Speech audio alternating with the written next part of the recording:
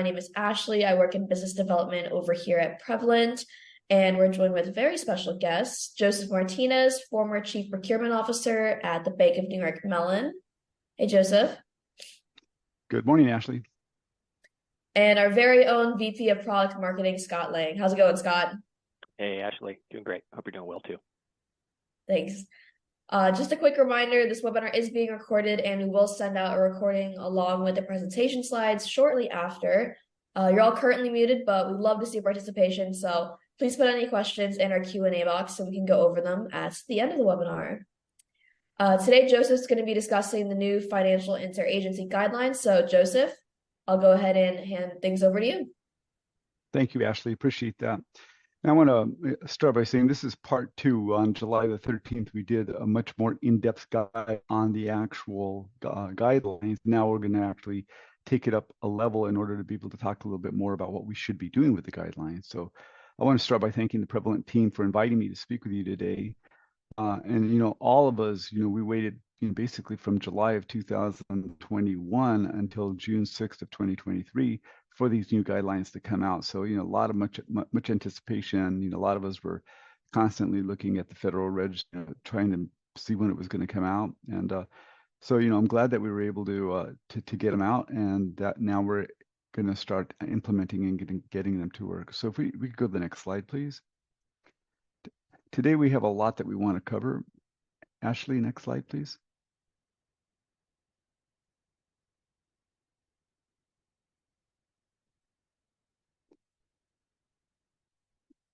Ashley? Yep, it's on the next one for me. Whoopsies. Here. Okay. I'm going to assume that it's slide 2. Okay, so we have a lot to cover today, and I want to leave some time for questions and answers because I do think that that's really important for us. And so, what we want to do is we're going to provide a high-level recap of the financial interagency guidance. We're going to examine the guidance on how it impacts your TPRM programs. And we're going to review the requirements that organizations need to be addressing at each stage of the life cycle to be thinking about this, and then recommend some best practices around this. So if we could go to the next slide, please. Let me go ahead and stop and share again, Joseph. It looks like it's not working the way. Bear with us here, so sorry about that. When we come back, let's go to slide 4. Okay.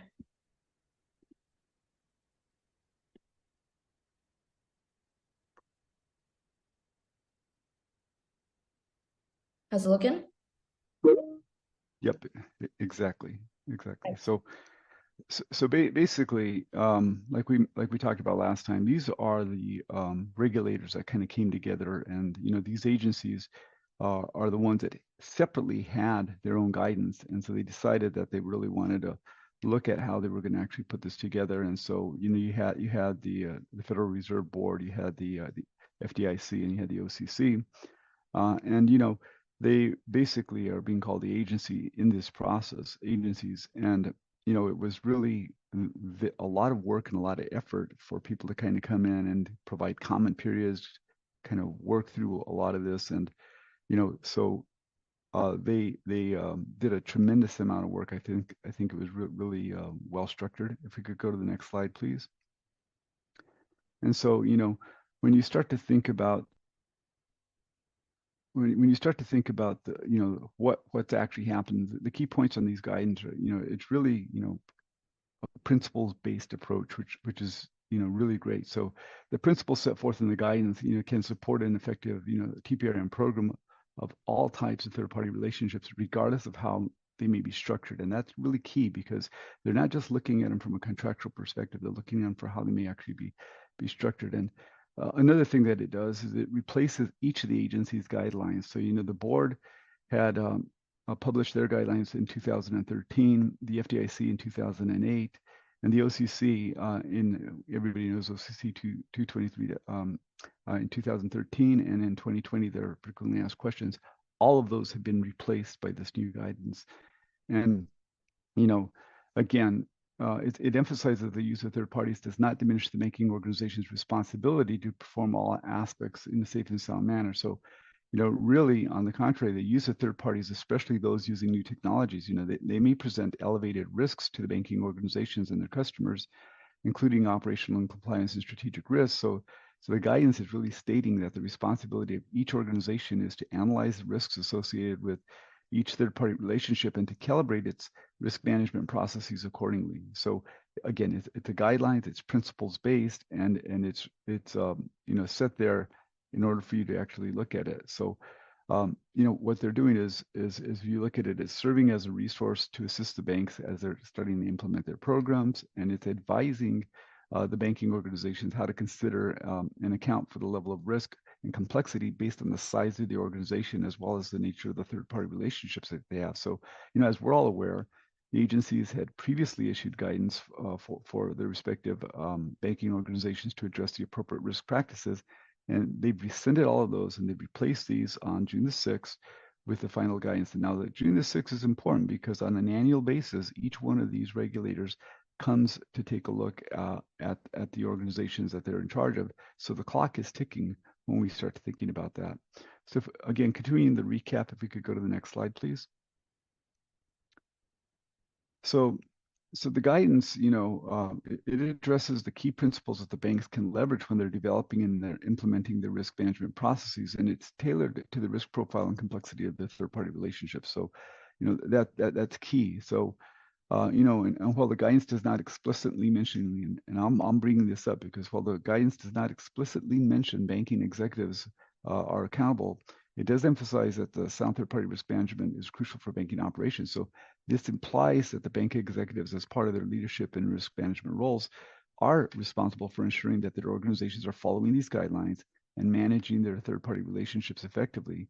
And the agencies underscore that the supervisory guidance does not have the force and effect of law, but it does not impose, any new restrictions on the organizations, but it's critical because of the framework that they're putting in place, and they want people to look at this. And so really, when you think about what they're doing is, each of the third-party risk management guidelines is organized into 4 sections, right? It's organized into risk management, third-party relationship lifecycle, governance, and supervisory roles. And so when you think about that, the risk management section is really emphasizing that, the bank should analyze the risks associated with their relationships and to tailor those risk management practices accordingly. Now, this is really imperative to ensure that the organizations, are actually, operating in a safe and sound manner and are in compliance with all the laws, they're in compliance with their risk appetite, right? And when you think about the life cycle of third-party relationships, this is really looking at the planning, the due diligence and selection, the contract negotiation and ongoing monitoring, the termination, and now governance, right? And so, again, it's really crucial that we understand what's happening in each part of that cycle in order for us to be able to manage our programs effectively. And the new guidance really emphasizes the significance of having a robust governance practice, right? So strong governance is really aligning the third-party relationships with the organization's strategic goals, their risk appetite and their compliance requirements. And and the guidance also states that the organization's TPRM practices need to be assessed, by the supervisory reviews. And again, starting on June 6th, for 1 year, they're going to start looking at this. And it's crucial to acknowledge that, the importance of these reviews as they aid organizations to effectively manage the third-party risks by identifying areas that need improvement. They're not doing it to come and pick on you and to us. They're coming in to make our programs better by actually making sure that we're doing what we say we're going to do. So the guidance, provides a comprehensive framework for how to manage our TPRM programs, and it promotes consistency in terms of the way the supervisory approaches are going to come, so that you're not having each one of the regulators look at it slightly different. And ultimately, I think that this is good for the industry in terms of having consistency in approach. If we could go to the next slide, please. So, the agencies, they clarified and they streamlined the guidance, and they removed details that were duplicative, not useful, or that could be interpreted as being too prescriptive, right? So we should note that the activity that is critical for one banking organization may not be critical for another. So again, not all relationships are present at the same level of risk, and therefore, the way we're going to be looking at them and the way we're going to be doing the oversight of them is going to be slightly different. And so, we as third-party risk management professionals, we need to ensure that the risk management processes aligns to your organization's risk appetite. And we need to do that by following, a process that is consistent, that it's repeatable, that it's trackable. And so we think about, what we do with risk assessments, right? We need to conduct thorough risk assessments for each of our third-party relationships. And we need to, kind of consider the factors such as, what's the nature of the services that are being provided, the third party's access to your data, or an impact that they may have on your operations. We need to think, how does this align with your organization's risk appetite? And it's really funny. I was talking to actually a banking organization a couple of weeks ago, and I was talking to somebody who was not in third party. And they basically, when I asked them what their risk appetite was, they had no clue. And I'm saying, well, that tells me that there's a failure in that organization to align their risk appetite because they're not actually even letting their folks in the line know what they are. So from a risk appetite perspective, we've got to ensure that the risk levels associated with the third-party relationships align to your organization's risk appetite. And that means that the organization needs to be willing to accept the level of risk associated with these relationships, and they need to have a formal process for how they're going to implement control. And you got to make sure that those controls manage the identified risks, and that these controls are, again, proportionate to the level of risk. You don't want to have too strenuous or too loose, depending on what the level of risk is, which means that you also need to monitor and review on a basis, and you need to have a formal process for how you're going to do this so that you can actually make sure that you have ongoing risk assessments and audits. And then ultimately that should hopefully lead you to looking at things from a continuous improvement lens. And again, I would say, remember that a key aspect of any third-party risk management program is flexibility, right? So the program should be able to adapt to the changes in your organization's risk appetite, regulatory environment, the business needs in terms of what you're working on. And I think that's really crucial. And so, when we look at the key element of effective risk management, the second bullet point here, we're saying you should remember that the goal of risk categorization is to ensure that resources are appropriately allocated at the higher risk relationships, and that they receive a higher level of management and oversight, and that you're really looking at them. You don't want to apply one lens to everything. You've got to really make sure that you have an effective and sound methodology that's going to do that. And so, as you're doing that, you need to make sure that you're creating and applying, a risk methodology that is not just theoretical. It needs to be practical. It needs to be written down. And you need to be able to talk about how you're identifying your risks, how you're conducting your risk assessments, what you're doing to implement the strategies to mitigate the identified risks that you have. And this could involve, revising the contract terms or enhancing the oversight process, et cetera. And then you need to, make sure that you're allocating, the right level of oversight to the higher risk third-party relationships, right? And again, this is all part of that whole continuous monitoring process that we're doing. So remember that, we've got to make sure that this is not a one-size-fits-all solution, but it's tailored to the specific needs of your organization and your risk appetite and the risk profile of your organization. So, that's important. So again, it's up to each organization to identify its critical activities and the third-party relationships. The guidelines are giving you a framework, but it's up to you to actually create that methodology and employ that. So if we could go to the next slide, please. So this is just kind of a reminder. I wanted people to see this slide because really, again, we're still just doing the recap. When you take a look at, the guidance that the interagencies put out, they're using this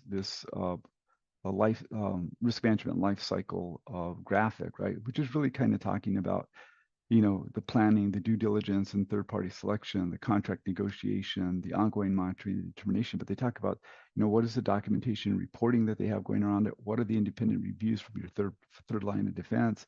And then what is the oversight and accountability? So again, it's really about having a standardized, repeatable process, that's quantitative and qualitative in their evaluations, with a consistent risk treatment that is, kind of allowing you to right size your workload and to engage in the right people in the process at the right time.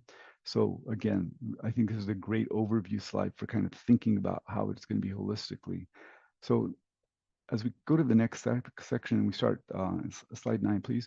we examine the guidance of how it can impact your program, right? So we're going to start to kind of double click now a little bit better, and I appreciate that. And so, there are several steps that we need to be thinking about, when we're examining the guidance and understanding its impact on our programs, right? So when we look at understanding the guidance, the first step is to really, thoroughly read and understand the guidance. It's lengthy. I've read it probably 15 times at this point. And this includes understanding the 4 sections: the risk management, the third-party relationship, life cycle, the governance, and the supervisory views, which I referred to in the previous slide. But really, when you look at the guidance, right, you need to study it. You need to begin to thoroughly understand the document, right, and understand the purpose, the scope, the objectives of that guidance, and understand the key sections. Really pay attention to what each section is entailing, and understand, what do I currently have versus what do we actually have in the guidelines. So don't be afraid to consult experts, right? In these areas, where you feel that the guidance is unclear, consider consulting, legal experts or industry professionals who can actually help you through that process, because they're seeing it through a myriad of lenses, not just your lens, right? And like what we're doing today, participate in industry forums, right? Because these discussions are going to allow us to kind of gain insights from peers, from other organizations, as to how they're implementing it. And then hopefully we take away some information that's going to help us to create ours in a much better manner. So, again, I also am one of those folks that believes that you need to kind of summarize the document, almost create kind of a cheat sheet on the guidance, so that you have kind of an easy reference, because your senior executives are not going to take the time to read this. They'll tell you that they are, but I'm going to tell you that in most instances they're not. So you need to make sure that you're including key points, action items, important dates, so that they actually have a view as to what you're doing, almost kind of like a TPRM for dummies, right? And then you need to stay, I think the most important thing you got to do is to stay updated on the regulatory guidance, because it's going to evolve over time. Stay updated on any changes or updates that are going to come out, and make sure that you're subscribing to the relevant regulatory newsletter or alerts, so that you get this in a timely manner, and that you're looking at all of this. When I think about the gap analysis, right, we got to conduct that gap analysis to identify the areas where our current programs do not meet the guidance, right? And this could involve reviewing your current policies, your procedures, your risk assessments, your contract terms, and your oversight processes. So that gap analysis is really important. And so, as you start reviewing your current program, you need to make sure that you're going in and really looking at an in-depth level at your process and your procedures and your policies, just to make sure, and look at your contract terms to make sure that they're aligning with what you need to do.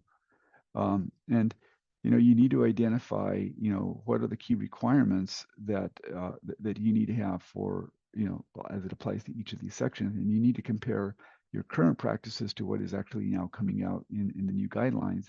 And you need to document any gaps, and you need to self-identify those gaps to your second and third line, so that you have a way to kind of track what you need to do. And then you can start to prioritize what you're going to be doing. Because remember, not all gaps are going to be equal, right? So just prioritize the factors, from a regulatory importance perspective, or what the potential impact is going to be on your organization, or the complexity of the implementation, right? And so make sure that you're involving your stakeholders, and that you're validating your findings, and that you're updating this regularly. This is something that it's a living process that needs to continue. So, that's going to lead you into creating an action plan, right? And so based on that gap analysis that you just did, develop that action plan to assess the deficiencies that you have. And this is going to mean that you're going to probably revise your policies and procedures. You're probably going to have to take a look at what you're doing with your risk assessment methodologies. It could mean renegotiating contract terms, right? Or improving your oversight process. So there's a lot of work that needs to be done as you're creating that action plan. And then you need to go and implement the changes, right? So take that and say, this is my framework. Now I need to be training my staff on these new procedures. I need to be communicating my changes to my third parties, and I need to be updating my systems of record and my processes in order to make sure that I'm in compliance. So again, I'm telling you these things because having done these before, this is something you need to have a consistent, repeatable process. And don't forget that you need to be always kind of preparing for the supervisory reviews, because those are going to be coming, right? So be prepared to make sure that you have all of your documentation that is easily accessible, all of your metrics and your KPIs are really there. And so that means that you need to be able to maintain, great documentation and keep detailed inventory records of all your third-party relationships, your risk assessments, your contracts, your oversight activities. There are tools that are great to help you with that, but at the end of the day, it requires carbon-based life forms like you and I to make sure that it's actually happening. And you need to have a regular cadence to review and update your documentation and make sure that everything is staying current and reported. And then I can't emphasize this. You've got to implement a robust reporting system, right? And I always say speed to insight is critical in reducing your risk, right? So you implement those robust reporting systems and make sure that it's easily accessible, it's easily interpretable, and that you're reducing that cycle time from when the data is created to when you can actually get that insight from the executive that's looking at it. So, remember that, that speed to insight is going to keep your program on track, and it's going to keep your regulators at bay, which is what you want. And you need to make sure that regular internal audits are being conducted to identify any potential issues that might arise before the supervisory review comes into play, because you don't want an MIA, an MIRA, et cetera. And then, make sure that you're developing a response plan to any of the findings that you guys have created or that they have been identified, and continually train your staff, because I can't tell you how important it is to make sure that you don't have a static organization, that you're continuing to invest in them and to train in them in what you're doing. And this is outside of the third-party risk management team. I'm talking in the organization. And continue to stay informed. Make sure that as changes come out, or as you hear about anything in the industry, that you're communicating that broadly. And don't be afraid to seek that external advice. So the guidance may really impact your bank's current program, but it's going to be setting clear expectations for how we need to manage our third-party relationships. And again, I'm a proponent for making sure that we're enhancing our policies and procedures. That we actually have a formal risk methodology. We have we use our tools to make sure that our contract terms are where they need to be. We have the right level of governance and processes in place, and all of this is really characteristic of the principles that are set forth in the guidance, which are really intended to help us think through how do we actually manage our TPRM programs, regardless of how they may be structured, in a framework that is really in the best interest of our organizations. If we could go to the next slide, please. So we're going to kind of now triple click down into reviewing the requirements that you need to be thinking as you're doing. And again, I wanted to make sure that we're getting through and having enough time to have a conversation around this. Next slide, please. So when we think about the guidance requirements, again, we've all talked about this for going on 11 years now on the planning, the due diligence selection, et cetera. So as we look at these factors, okay, it's really important for us to kind of think about, what are we doing at each of these phases? So in the planning, what is the action that you must take, which is really kind of evaluating and considering the risk management before you enter into that third-party relationship, right? And you remember that you got to think about how those third parties, including those with with higher risk or those that are considered critical activities, they're going to warrant a greater degree of planning and consideration, and may even require board approval, right? And so you need to think about the actions that you got to take in the planning phase, but then you need to think about what are the factors that I want to consider in that planning phase, right? And when I think about the strategic business purposes for the arrangements, you got to understand what is it you're doing and how does this fit into what I'm thinking about? What are the associated benefits, the risks, the costs? Is there information security, components to this? Is there physical security implications? And what is the contingency planning? So you got to really be thinking about how do I plan? What are the factors that I'm planning in each one of these phases? And when we get into the due diligence and selection, think again, what is my area of action? What must I do in order to evaluate that, that we're appropriately identifying and monitoring and controlling the risks associated with whatever that relationship might be. And the scope and the degree of this due diligence should be consonant with the level of risk and complexity of the third-party relationship. So again, any limitations on due diligence efforts should be documented, and alternatives should be considered if you can't mitigate the risks, right? If not, you have to have a formal risk acceptance process. And so, again, if you're using an external party, whether it's a consultant or a consortium or an industry utility, you need to make sure that they're gathering the supplemental information, because at the end of the day, you're still responsible for it, right? So when we think about the factors that we want to think about during this due diligence selection phase, we want to make sure that we have a good understanding of the company's ownership, the third party's ownership structure, their financial viability, their staffing resources and experience. We want to make sure that we understand what their governance and risk management and information security management processes and policies are, because those are going to be working in concert with what we're doing. And then, what is their reliance on fourth parties, whether that's a fourth party from a tool perspective or a fourth party in terms of subcontractors, et cetera. So remember, the regulators state that there are collaborative efforts to reduce the burden of due diligence, but they do not, again, relieve you of the responsibility as the organization for managing those relationships and guidelines. And then, again, where there are challenges in collecting the information from the third parties, the guidance provides that the organization should consider taking steps to mitigate the risks if they determine that the residual risk is acceptable. And then when it comes down to those fourth parties, right, or subcontractors, the guidance clarifies that the focus should be on the banking organization's approach to evaluating its third parties owner, its own process for overseeing the subcontractors and managing the risk. Then we get into the kind of where procurement starts to really work with them, and that's around the contract negotiation. And so the area of action there is to really, make sure that legal and procurement are tailoring the level of detail in the contract provisions that is based on the risk and complexity posed by that particular relationship, right?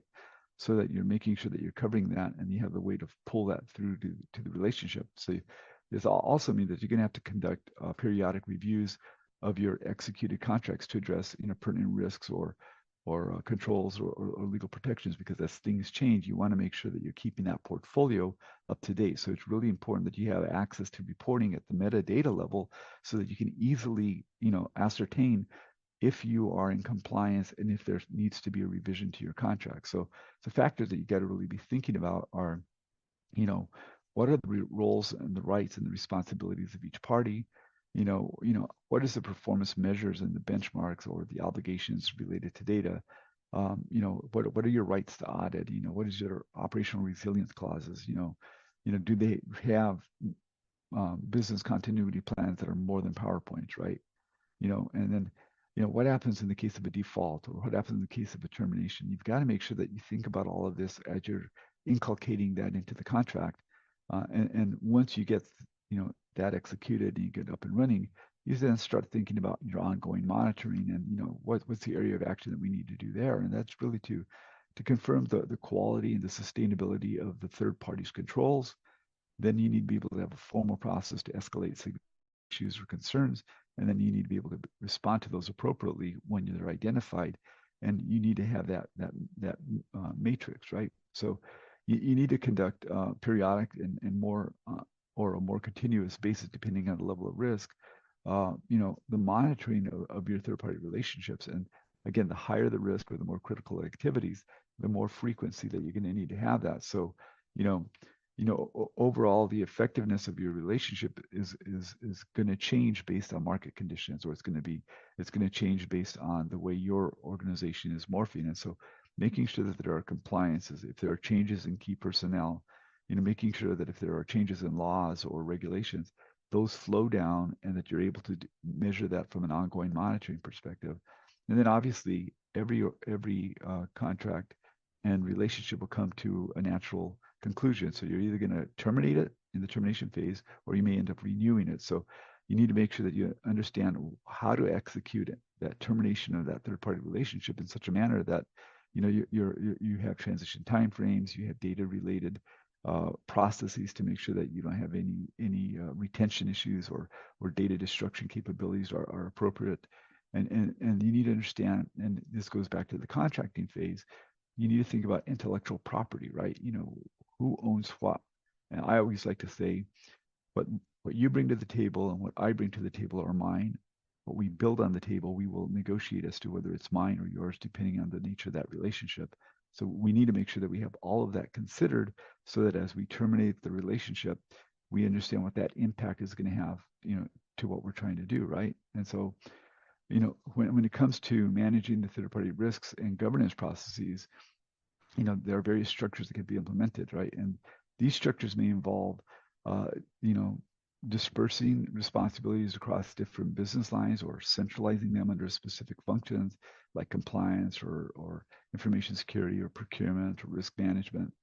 And one of the things that I found interesting was that procurement was actually actively called out in the new guidelines, right? And so it's really, how do you actually think about who is going to do what part in that function, but be very careful about exporting controls into an organization or a team that is not capable of actually taking those on.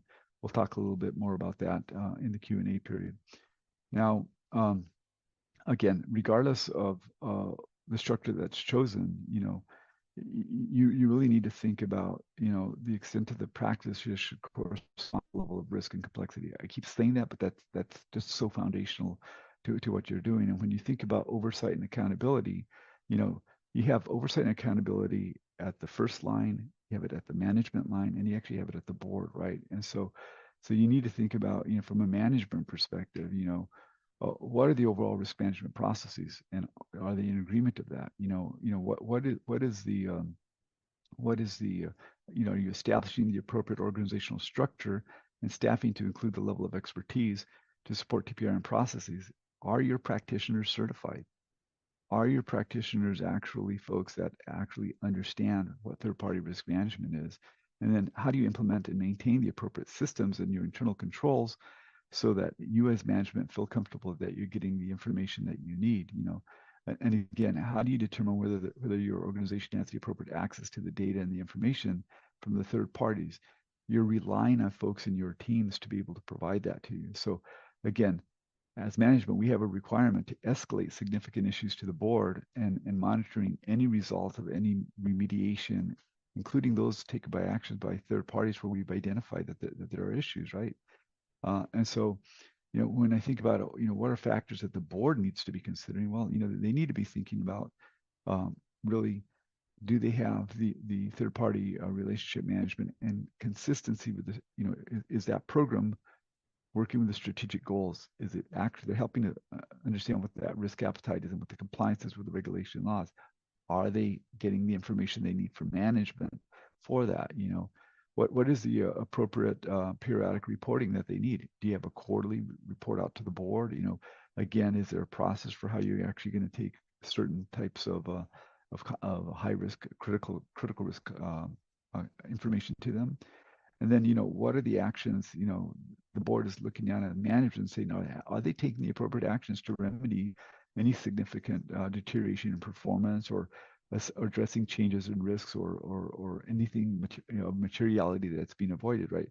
So really what you got to do is, the guidance is really trying to avoid the appearance of a prescriptive approach to what the board's role is, but the risk management lifecycle is kind of emphasizing, hey, they got a role to play and they have ultimate responsibility for oversight, right? And so when you think about that, when we think about the independent reviews, we start thinking about the second and third line, right? And we need to think about alignments with your bank's business strategy, the internal policies, the identification of how the measurement, monitoring, and control of your third-party risks, and how is that actually going across that life cycle?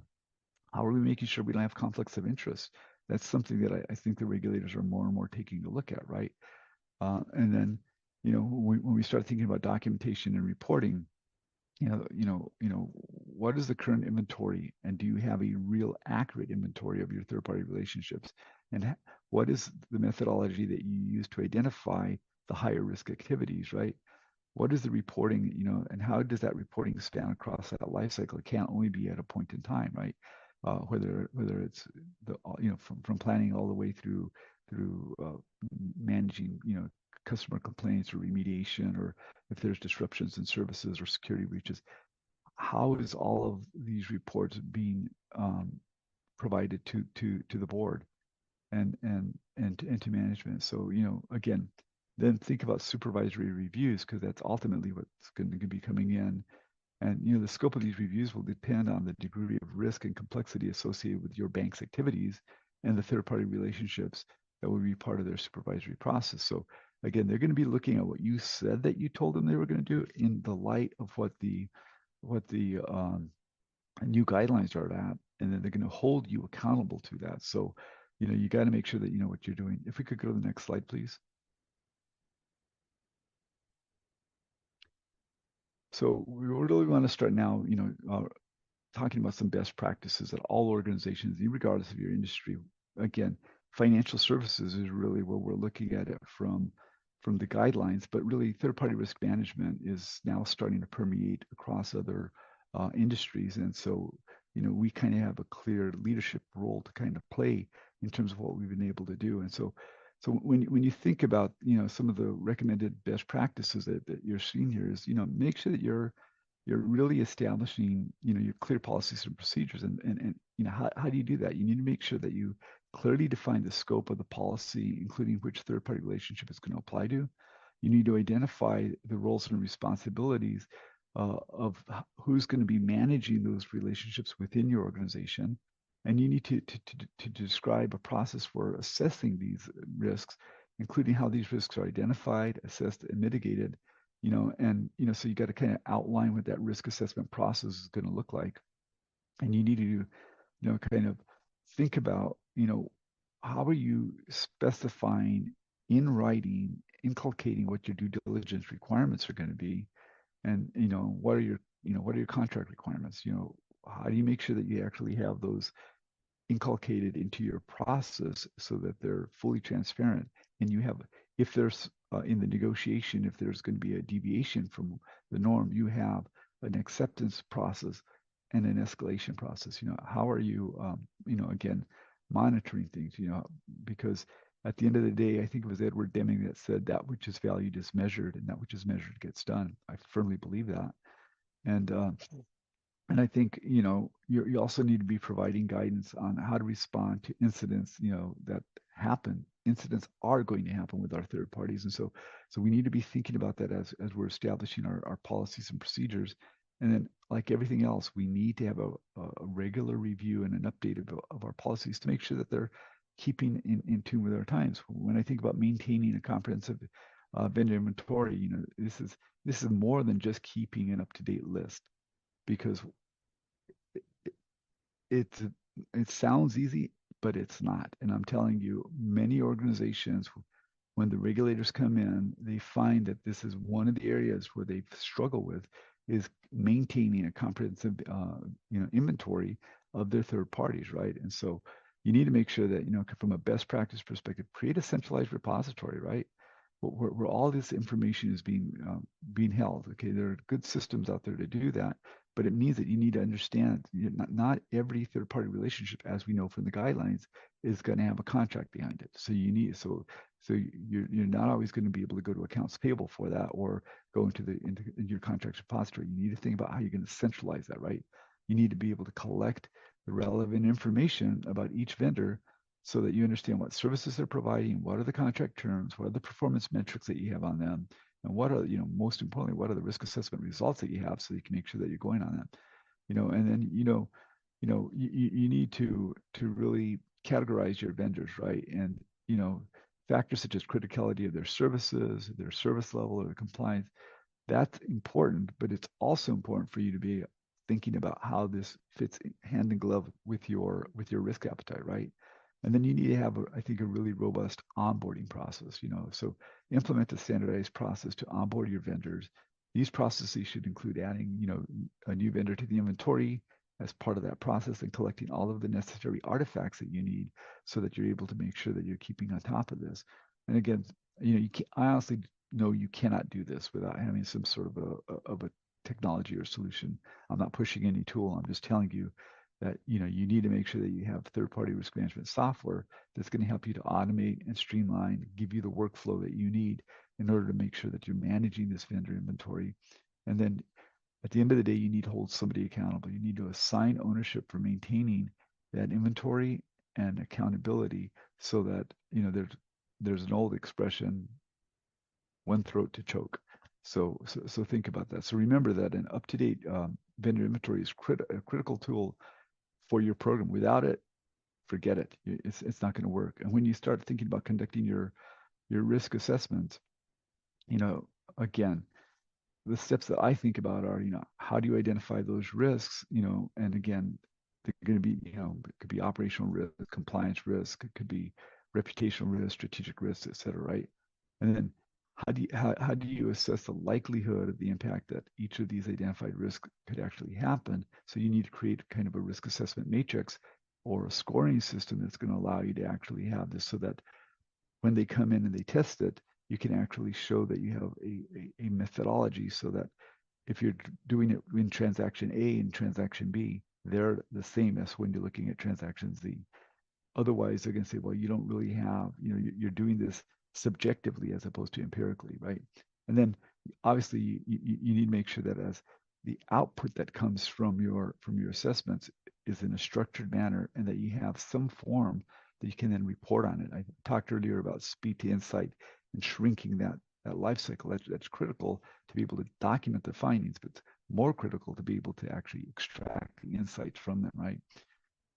And how do you actually implement the appropriate strategies to mitigate the identified risk? Well, this could mean that you have to work with legal and procurement to go in and revise the contract terms, or it could mean that at an operational level you're enhancing your oversight processes, or that you're implementing additional controls. So all of these things are just really important for us to be thinking about that. And again, review on a regular basis. Put it on a cadence so that people are able to kind of come and take a look at that. And most importantly, you've got to involve the right groups, the right people in this risk assessment process, from the business, from risk management, from legal compliance, information security, from procurement, et cetera, right? Because remember, your risk assessments are not just a critical component of your program. This means that you will have an effective third-party risk management program if you're actually doing this appropriately. You will completely fail if you don't. And when I think about implementing robust due diligence processes, we got to think about, what do we actually do? How do we review the contracts? How do we involve the stakeholders? How do we document the findings? But how do we actually go in and check the compliance, right? To the relevant laws, to the regulations. How are we reviewing the compliance policies, the audit reports? How are we working hand in glove with our organization, with our suppliers, to make sure that we're actually evaluating the risks and that we're checking to make sure that they are in compliance with what we're doing. So remember, this is really a critical step for what you're doing. And then, when I think about monitoring the vendor performance, again, this is post-contract. What you need to do is continuously monitor their performance to ensure that they're just meeting the contractual obligations. They're doing what they said they were going to do, what they agreed to do. Make sure that they're hitting the performance standards. And you do this by, making sure that you've identified the specific measures for the outcomes that you're aiming for, right? And making sure that the metrics, should be established for each critical element of the product or the service that needs to be realistic, it needs to be achievable, and it needs to be meaningful, right? You need to assign the responsibility to the right teams. You need to make sure that you're setting up the right level of reminders, notifications. You need to make sure you have regular cadence for QBRs, for regular reviews, to make sure that you're looking at this. And you need to be able to centralize all of those records so that there's a way for you to automate and capture that data, report on that data, and make sure that what you're doing is really, really happening. Now, you need to use both quantitative and qualitative KPIs. And that's important, because so often people are looking only at one level and they're not looking at things. So again, remember that continuous monitoring of your vendor performance is crucial to ensuring that they meet your obligations, but it's crucial that you have a process in place to make sure that happens. And then again, regularly reviewing your contracts. This becomes really easy, guys, if you actually have the right tools in place, right? So think about, are you using a CLM tool, or are you using, SharePoint, whatever it is that you're doing? You got to make sure that you can review your contracts and get the information so that you can actually do this, so that you're automating, what those review cycles are going to look like. You're making sure that you're identifying the changes and then inculcating those changes into the contract updates. Don't be afraid to propose amendments. If you find something that should change that currently, hasn't been inculcated there, raise it. Again, work with your procurement organizations and your stakeholders to negotiate the proposed amendments to make sure that they're, really mutually agreed upon, and that they're not watered down so that they're ineffective, right? And make sure that you're communicating those changes as they happen to your stakeholders, and that you're documenting these not just in the contract, but then in the process of your review. So remember that contract reviews are a critical component of your third-party risk management program, and at the end of the day, you can't measure what you can't see. So that's critical, I think. Again, establishing the incident response procedures. You need to really be thinking about, how are you establishing these? How are you, identifying potential incidents that might occur? What is the process for notification if there are data breaches or service disruptions, right? What are the response procedures to identify and assess, and resolve any incidents that happen? How do you coordinate with your third parties to ensure that they understand what their roles and responsibilities are in the event that there is an incident? And then how do you actually then, on a regular basis, test those procedures to make sure that, what they say they're going to do, they're doing, right? And this could be as simple as a tabletop exercise or a simulated incident, because you don't want to find out when something terrible actually happens. And this means that you got to be training your staff. You got to be, reviewing and updating your procedures. And, finally, when we start thinking about providing ongoing training and awareness, you cannot train your organization enough, in my opinion. And you need to identify the needs for training, right? You need to understand where the employees are, and based on their roles, based on their level within the organization.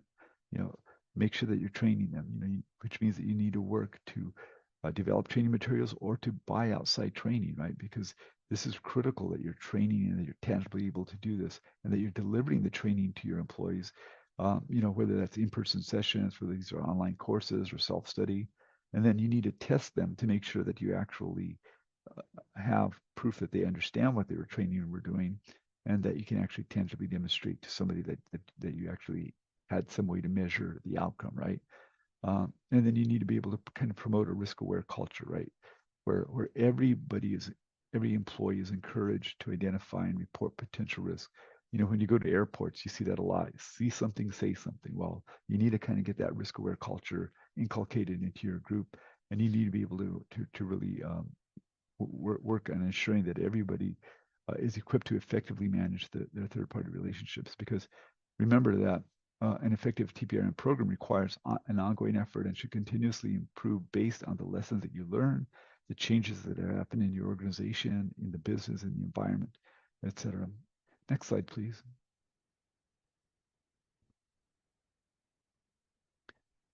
So, some of the best practices that I'd like us to think about are, how do you actually set up, your enterprise portfolio? So you need to have your oversight and governance, right?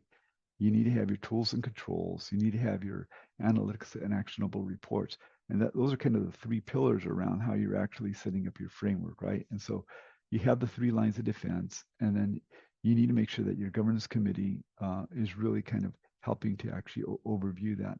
I know that we only have about 10 minutes left. I have a couple more slides, but I would actually like to get to some questions and answers. If we could go to the next slide, please.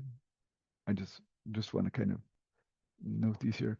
This is now kind of double clicking into the 3 lines of defense in terms of, who's owning and managing the risk. How are they establishing the policies and providing the oversight and challenges? And how are you assessing the audit program and design? So, you're going to get a copy of this, guys. So it'll be effective, and I'm happy to answer questions about this.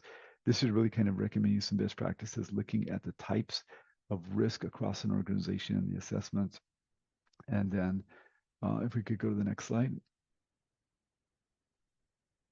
This is really kind of how do you leverage the foundation to actually put in place a process that's going to allow us to kind of drive this in.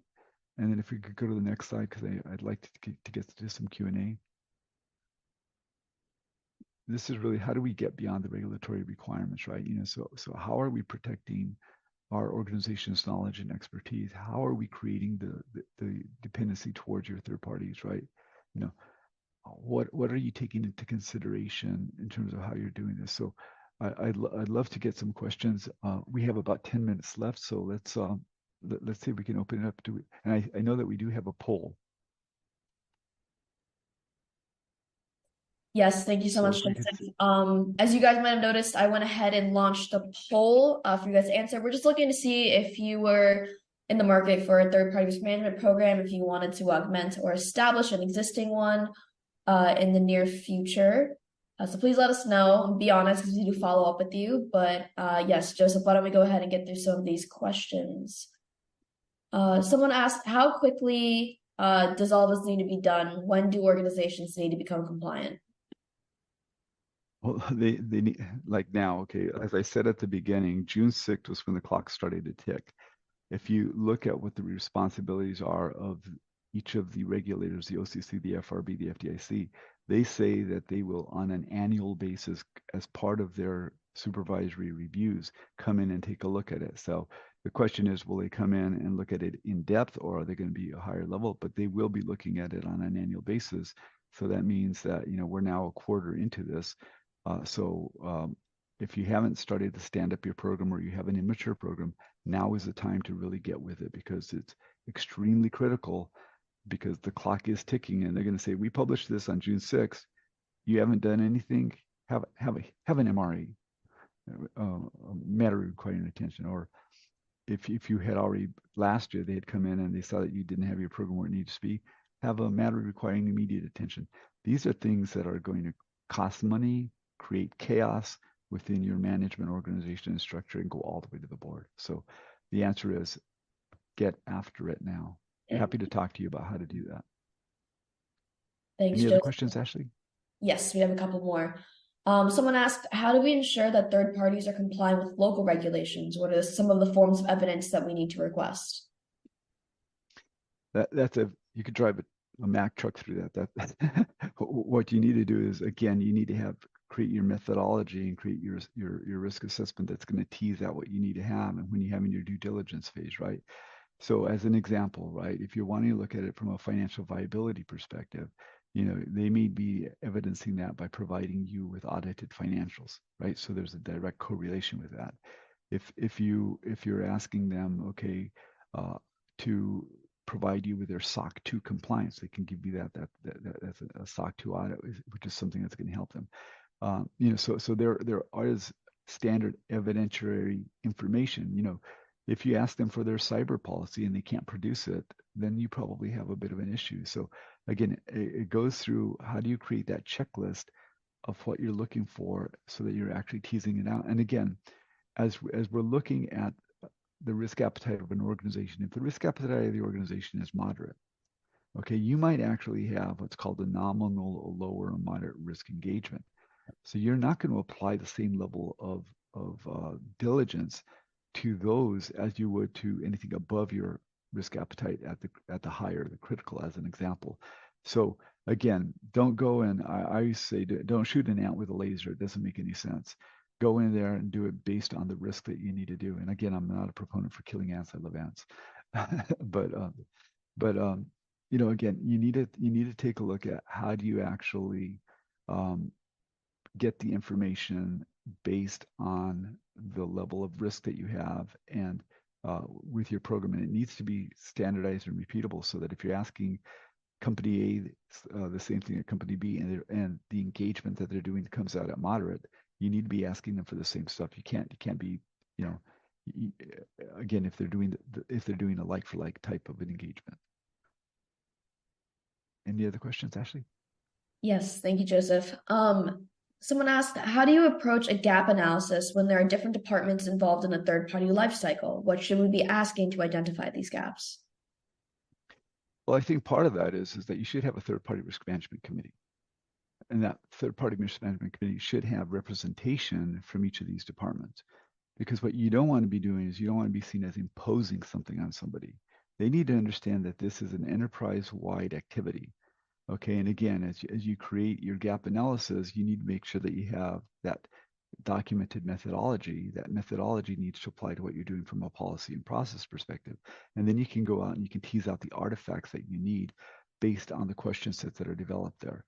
And so again, nobody should feel like they're being picked on. It should really be about how do we actually make this a hand in glove relationship so that we're able to tease that information out. Happy to have an offline conversation with you and kind of double click, but I don't think we have in 3 minutes, we have enough time to go into that level of detail. Thanks, Joseph. We have another question coming in that asked, is there any standard to refer controls for third-party risk management? I'm sorry, Ashley, you broke up. Oh, my apologies. Someone asked, is there any standard to refer controls for third-party risk management? Well, yeah, there are different standards that are available out there. And again, it depends on where you're at. There's ISO standards that you could be looking at. There's, again, it depends on the activity that you're doing. Again, it's not going to be a one size fits all.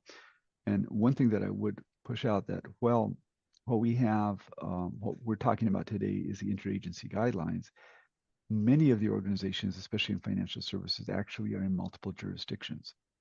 And so it's important that you not just look at what you're doing within the US structure, you need to make sure that you're compliant. As an example, if you have a branch in Singapore, you need to make sure that you look at guidelines that are produced by the Monetary Authority of Singapore, the MAS, or if you're in Hong Kong, the HKMA. So each of these are going to give you some frameworks, some guidelines. The good news is that by looking at these various requirements that are out there, you can actually create your program to a much more mature level.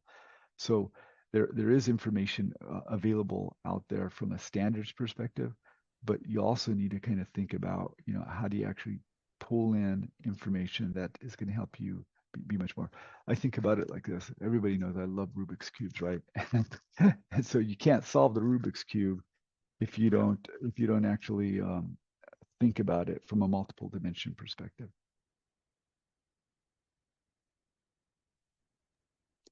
Excellent. Do we have any more questions? Not at the moment. Scott, why don't I go ahead and pitch things over to you and let you wrap things up? Awesome. That's terrific, Ashley. Thank you. And thank you to Joseph for today's presentation. I appreciate the second go here at the interagency guidance and kind of completing that first presentation and developing and presenting a very comprehensive view of those interagency guidelines. What I wanted to do today is just take literally 30 seconds and share with you how Prevalent can help you address your third-party risk management challenges. Much like the interagency guidance recommends, we look at risk at every stage of that third-party vendor and supplier relationship. From the point where you're sourcing and selecting a new vendor or supplier, a new third party, to the point where you're offboarding and terminating that third party after the contract has expired on some level.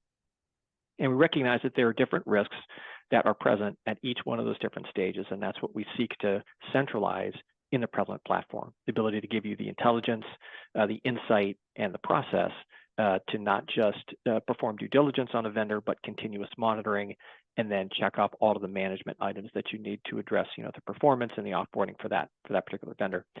And we address multiple different risk areas in the Prevalent platform. Here are 6 categories of them that you can see in front of you. We're not just a cybersecurity and information security risk management assessment platform. We also address business operational, financial, compliance, reputational, and ESG risks. We deliver that in the context of 3 things. Number 1 is our expertise and our people. If you choose to do so, you can outsource the management of your third-party risk management program to us, or you can manage it yourself. That's fine. We incorporate the most amount of data, the data sources and the volume of data into the platform to help you make good decisions, and then give you the automation, the workflow, and the reporting in that platform to prove out you've got a good governed third-party risk management program.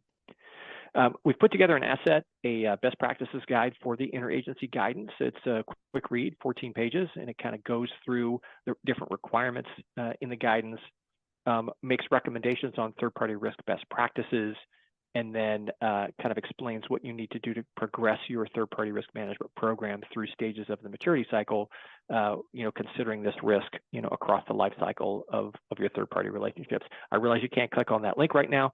We will send you a link to this report in the follow-up email when you get the recording to this call tomorrow. But that's all I wanted to share with you today. Try to keep everybody on time here. Probably can help you address these challenges. We've got experience in the financial services industry and very prescriptive guidance to help you get to where you need to be for this particular regulation. So that's it for me. Ashley, back to you. Thanks, Scott and Joseph, and everyone for all of your questions. I know we're a little over on time today, but we do appreciate you being here, and we hope to see you all either in your inboxes or at a future Prevalent webinar. Cheers. Have a great rest of your day, guys. Thank you.